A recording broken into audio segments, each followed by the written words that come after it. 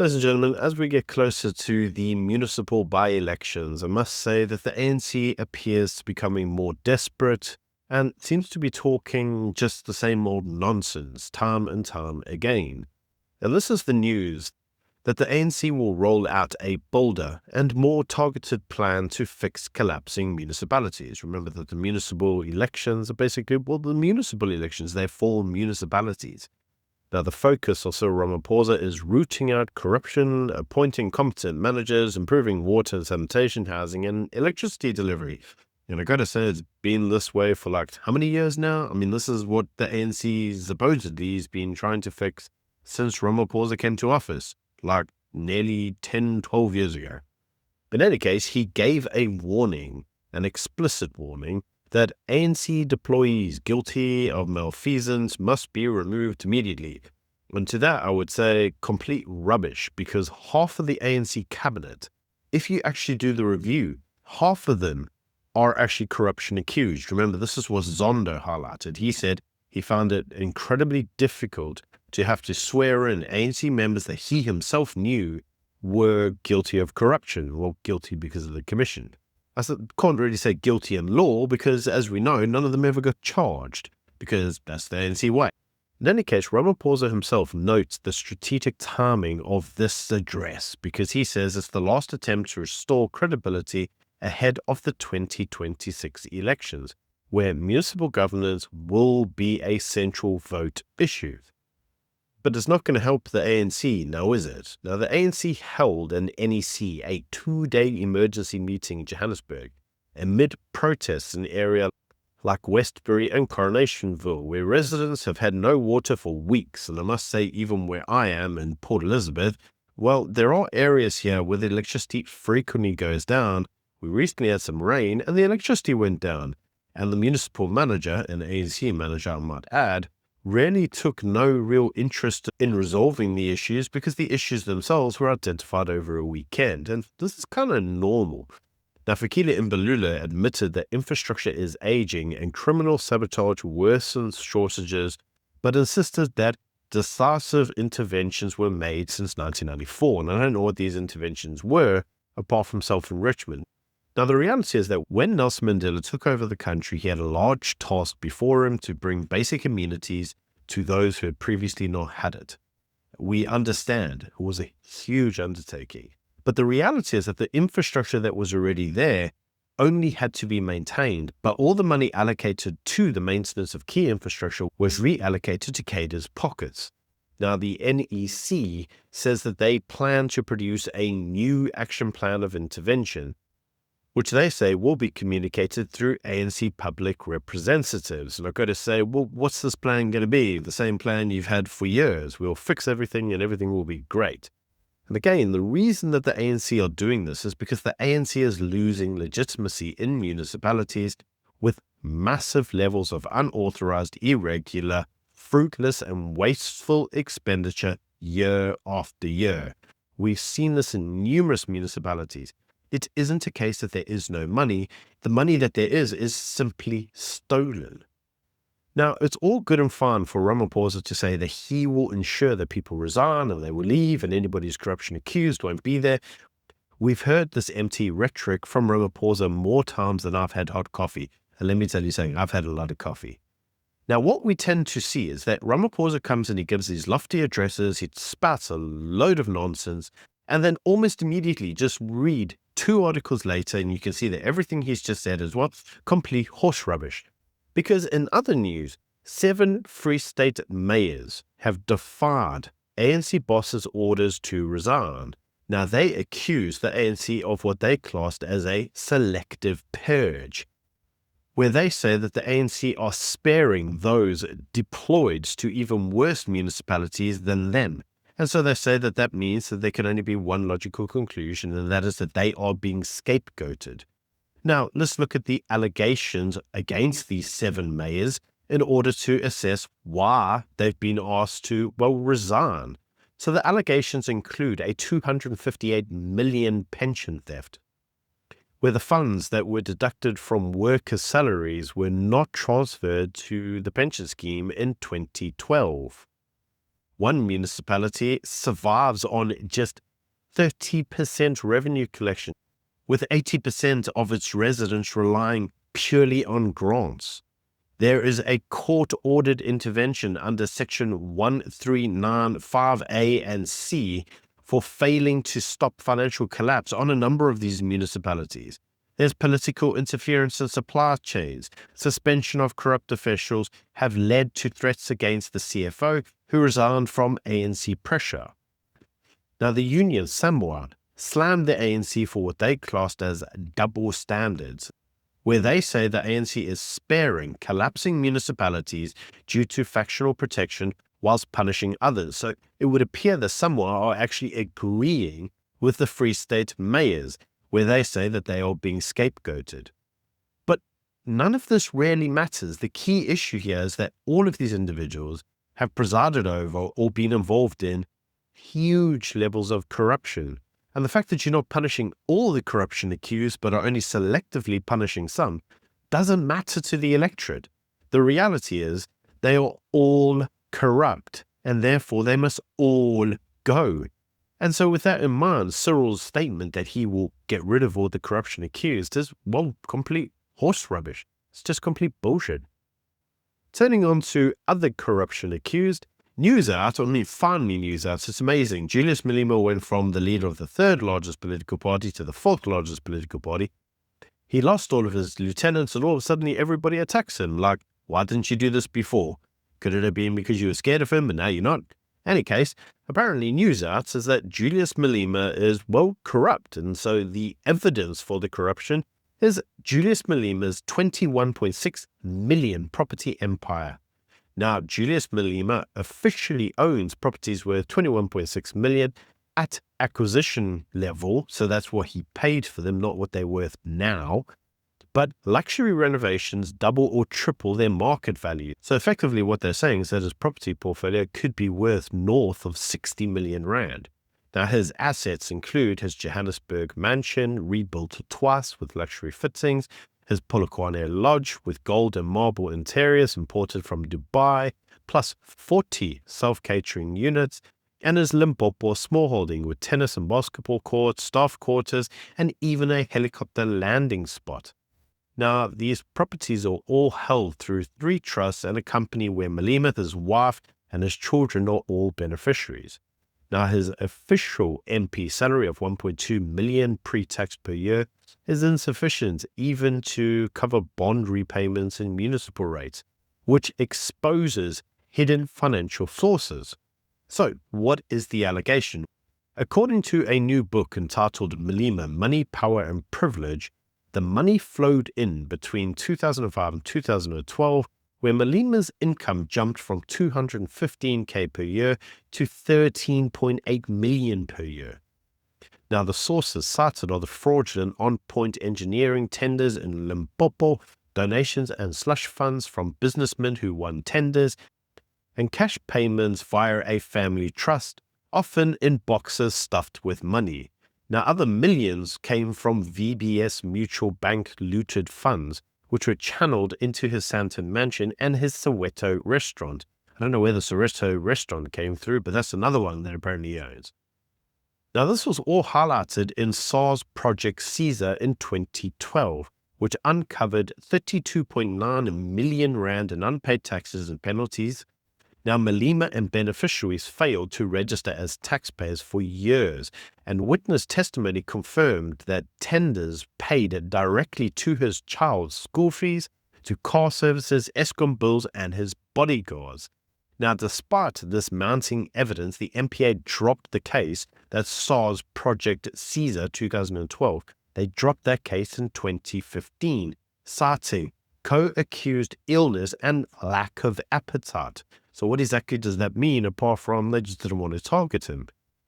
Now, the book argues that Malema's mode of corruption basically became the blueprint for the EFF's financial survival, meaning that now the EFF's corruption was basically set in, or a habit that was emboldened by Malema himself. So, ladies and gentlemen, the question now has to become, why has the state not prosecuted, and where is the lack of political will to target Malema coming from? You can let me know what you think of that in the comments section below.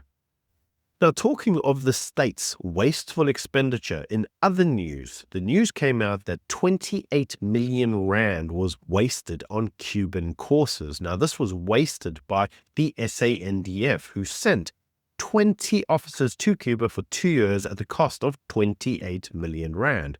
We constantly keep doing these things with Cuba. Why? Don't know. In any case, the courses aren't even recognized in South Africa, a bit like the doctors. If you recall, they went there, they were treated like rubbish, couldn't even practice here anyway because the courses weren't equivalent in South Africa.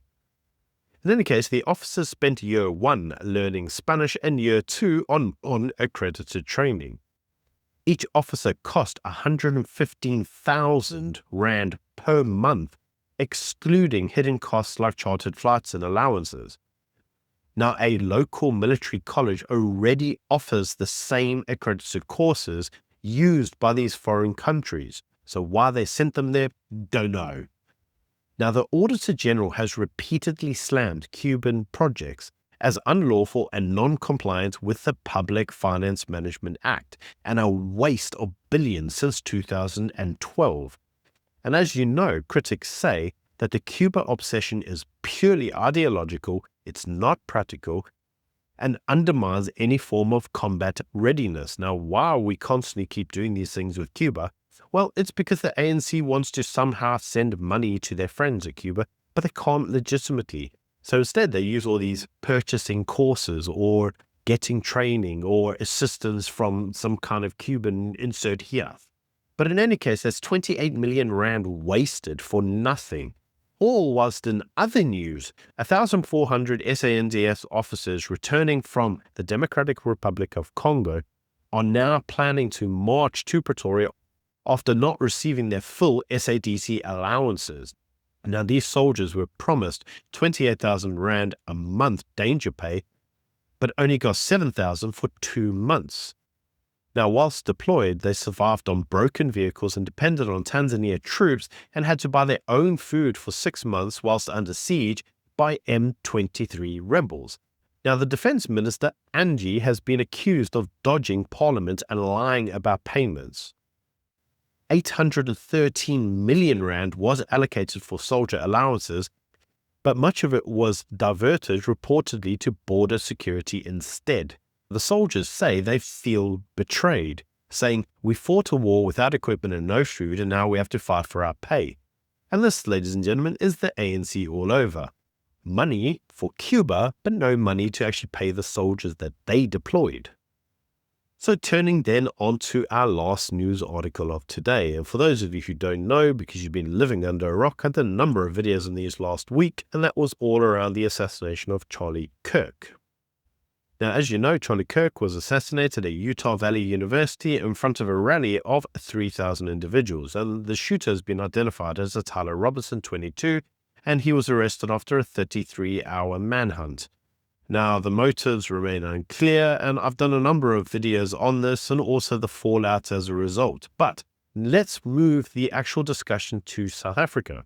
Because in South Africa, the commentary appears to be that Charlie Kirk's death shows how toxic political rhetoric will fuel violence. So we know that in terms of South Africa, politics here is incredibly dangerous. In fact, we know that political killings, especially from the side of the ANC, are rather rife in many areas.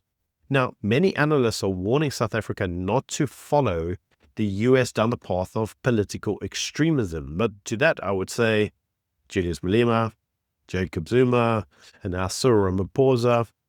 I think we're already there, guys. But in any case, they draw parallels to the ANC's tolerance of corruption, the taxi mafia lawlessness, and the xenophobic vigilantes and politicians as all undermining the constitution, which leads to populist extremism. And the message appears to be, if South Africa tolerates populists like Malema, Gates and McKenzie, I don't think Gates is that extreme, but anyway, that's just me, Zuma, and according to one analyst, even Charlie Kirk of like AfriForum. Anyway, it risks similar political polarization and violent outcomes. But you see, the problem is, this appears to be the problem.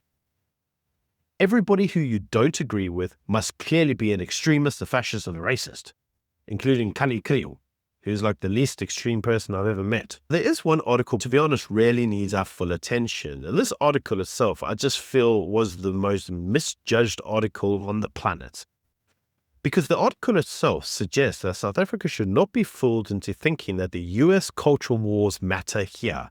And according to this individual, the assassination of Charlie Kirk, though shocking, is largely irrelevant to local politics and society. Apparently no one in South Africa cares about Charlie Kirk.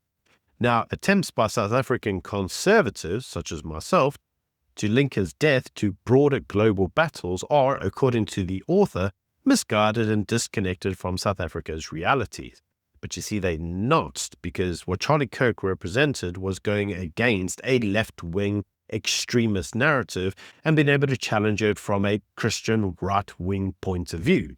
And if you actually look at the silent majority in South Africa, the majority of them are Christian right-wingers. It's just my opinion. But in any case, the article notes that apparently Charlie Kirk, who died at age 31, was a right-wing influencer and podcaster, and that his politics revolved around grievance and appealing to disaffected young white men in the US, giving them external scapegoats for their frustration. And to that, I would say, you haven't met Julius Malema, because that's him. But in any case, according to this article, examples of Charlie Kirk's radical views included declaring Martin Luther King as awful and dismissing the Civil Rights Act as a huge mistake. Now, just to be clear, Martin Luther King was a communist, and the Civil Rights Act was one of the acts that ultimately led to affirmative action. So you can take from that whatever you want. But apparently another example is the repeated claim that Jews are the largest funders of cultural Marxism. And I must say that there is a degree of truth in that, but let's be clear that what he's really referring to is George Soros. And George Soros, a self-professed Jew who I'm pretty sure never went to a synagogue in his life, let alone, I doubt he could tell you what a Seder is, and he does not seem to embolden any actual Jewish views. He seems to be Jewish by ethnicity only, not by actual belief or practice, is one of the largest funders of cultural Marxism. This is fact. Now, apparently Charlie Kirk also told women to submit to their husbands. Well, that's actually not true, but Charlie Kirk did hold a Christian biblical worldview where wives are required to submit to their husbands, but it's not submit in a master-slave way. It's that the husband should provide for the household and the wife should raise kids. That was his view. Now, final comments highlighted was that apparently Charlie Kirk mocked Michelle Obama's intelligence and claimed that she lacked the brainpower to earn her achievements despite her Ivy League background. Who cares what Ivy League background she had, buddy? Like, the reality is that you can have a doctorate and still be an idiot, and that was his point.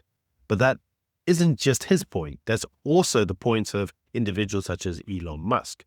Now, according to the article, US cultural wars don't fit South Africa because, according to them, South Africa has fundamentally different challenges.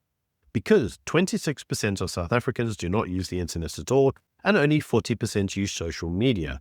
Over 70% don't listen to podcasts. So importing battles over woke agendas are, according to the article, irrelevant in a society with life or death struggles where, in South Africa, 141 schools only have pit toilets. In rural areas, elderly women are beaten to death as witches, and child rape and underage pregnancies are tragically real. So he says this makes it absurd to map US cultural war flashpoints onto South Africa. And I hear what you're saying, and you could say that demographically and economically we are different. But according to the article, he says that some South African right-wing groups have nevertheless tried to tie Charlie Kirk's death to local struggles, because according to the author, Oranje flew flags at half-mast in honor of Charlie Kirk, and AfriForum's youth laid a wreath at the US Embassy. And the author says that these symbolic gestures ignore the fact that ordinary South Africans do not resonate with imported conservative narratives. And to that, I would say, well, that's actually kind of hogwash, because we are starting to see terms introduced into South Africa like people of color. There's all the ideas around systematic racism. these are all Americanisms that are being imported into South Africa. We are starting to hear about the systemic racism in the system, the ghost in the shell, if you will. And these aren't South African ideas. They come from America. So it's amazing that left-wing dogma from America resonates just fine, but the conservative narratives don't. Now, you see, there are certain things that the article fails to account for, and that is that in South Africa, 85% identify as Christian. As 85% of the population identify as Christian. Only 2.9% profess no religion, and no doubt they probably come from Anglo households that are heavily influenced by, I don't know, the British media, just my suggestion. A 2010 survey showed that 64% believe the Bible is literal, with 76% agreeing that Jesus is the answer to all the world's problems. So despite this, voters consistently reject the ACDP, the African Christian Democratic Party, which promotes a religious theocracy. And so according to this article, this reflects a strong instinct among South Africans to protect freedoms from religious authoritarianism, even whilst holding conservative faith. So in other words, whilst the article suggests that South Africa is God's country, a reference to the song, if you will, importing the US war on woke politics adds nothing and confuses matters further. So we can see that demographically we are predominantly a Christian country, but apparently we don't have the US's same Christian politics. And to that I would say, I hear you, but then if that's true, why is it that all of the political parties appear to want to somehow engage with the churches and encourage the churches to somehow godly ordain a political party and say, that's who you need to vote for because that's the godly party? So I'm not sure that I agree with this. Even the ANC does this. So the article concludes that Charlie Kirk's assassination sparked online chatter and symbolic gestures in South Africa, but this does not translate into meaning political influence. The article concludes that the US cultural wars remain the domain of privileged elites and fringe activists here, like AfroForum, but says that South Africans are preoccupied with basic survival issues, such as infrastructure collapse, poverty, service delivery, and corruption. And that ultimately South Africa should refrain from getting involved in the discussions around Charlie Kirk because it would distract from real crises and inject unnecessary polarization into an already fragile society. So ladies and gentlemen, do let me know what you think of this article in the comments section below. Does the author have a point, or is he talking complete hogwash? In any case, that's it from me for today. Until tomorrow, bye.